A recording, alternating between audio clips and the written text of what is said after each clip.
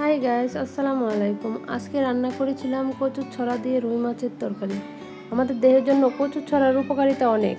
এটি হজমের সহায়ক, রক্তশূন্যতা দূর করে, রোগ প্রতিরোধ ক্ষমতা বাড়ায়, হাড় ও দাঁত মজবুত করে, রক্তচাপ নিয়ন্ত্রণে সাহায্য করে, শরীর ঠান্ডা রাখে। এছাড়া এটি ওজন কমাতেও সহায়ক।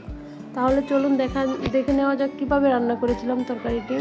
প্রথমে আমি তেল দিয়ে নিব। তেলে কিছুটা পেঁয়াজ দিয়ে নিব। পেঁয়াজগুলো লাল হয়ে ভাজা হয়ে গিয়েছে। কিছুটা মশলা দিয়ে দিব, হলুদের গুঁড়া, মরিচের গুঁড়া, ধনে গুঁড়া, রসুন বাটা, পরিমাণ মতো লবণ। মশলাগুলো নাড়াচাড়া দিয়ে অল্প একটু পানি দিয়ে দিব কষানোর জন্য।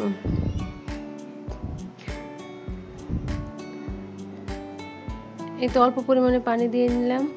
মশলাটা কষানো হয়ে গিয়েছে, উপরে তেল বেশি উঠেছে, আবার একটু পরিমাণ পানি দিব। আমি মশলাটা মোট 2বার কষিয়ে নিব। আমার মনে হয় মশলাটা ভালোভাবে কষানো হলে তরকারিটার টেস্ট ভালো আসে।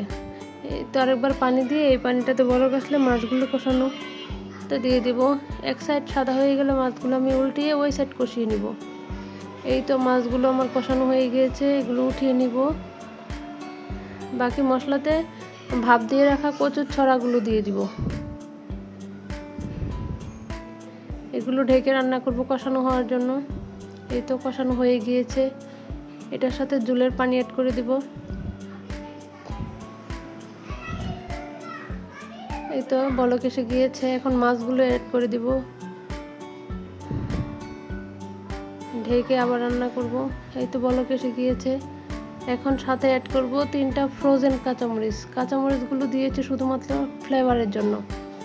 এই তো তরকারিটা প্রায় হয়ে এসেছে। এটা আমার তরকারির ফাইনাল লুক। তরকারিটা দেখতে যতটা লোভনীয় হয়েছে, খেতে ততটাই ইয়ামি হয়েছিল, মাশাআল্লাহ।